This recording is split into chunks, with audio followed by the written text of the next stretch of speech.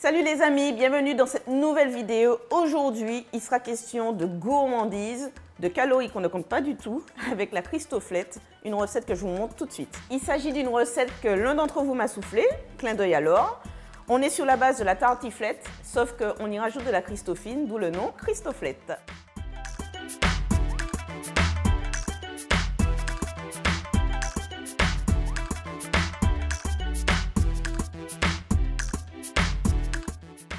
Dernier élément qui passera en cuisson dans notre poêle, il s'agit de la poitrine. Alors, moi j'opte pour de la poitrine fumée et c'est ce que je vous recommande parce que je peux choisir un morceau, vous voyez, avec beaucoup de chair et surtout, on peut couper des gros morceaux si on le souhaite.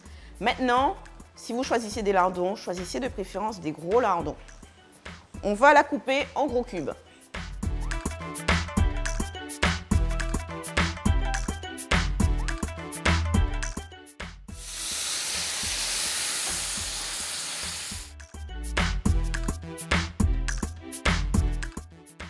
Alors, pendant qu'on laisse l'oignon caraméliser tranquillement, on va passer à la découpe de la Christofine et de la pomme de terre.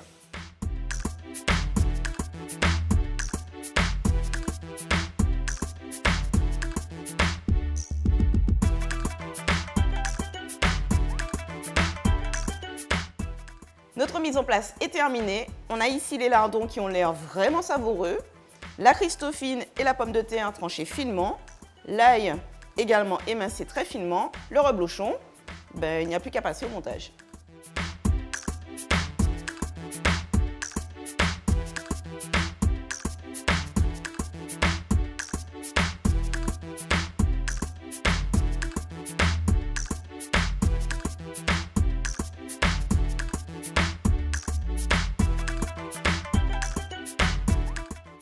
Alors, le montage est terminé. On va rajouter le fond du vin blanc. En fait, c'est juste pour amorcer la cuisson de la pomme de terre, vous vous rappelez, qui est sur le fond du moule à gratin. Maintenant, la Christofine, c'est plus de 90% d'eau. Donc, en fait, ce plat, il va cuire avec la propre eau de cuisson des Christofines. On finalise l'ensemble avec notre reblochon, sinon on ne parle pas de tartiflette, ni de Christoflette d'ailleurs.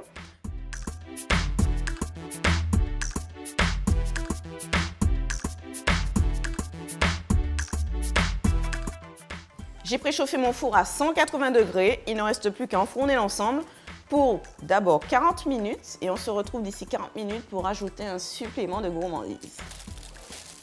Ça y est, ça fait 40 minutes que c'est dans le four, on va découvrir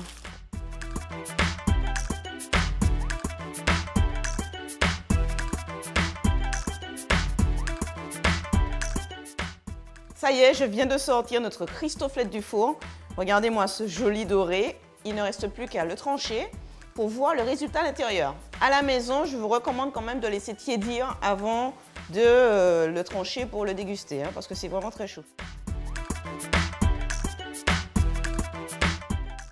Donc voilà le résultat. Il ne me reste plus qu'à rajouter quelques petites pousses de salade à côté de ma Christoflette.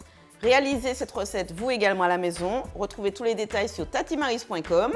Je vous dis à très bientôt et moi, je m'apprête à déguster une tuerie. Ciao!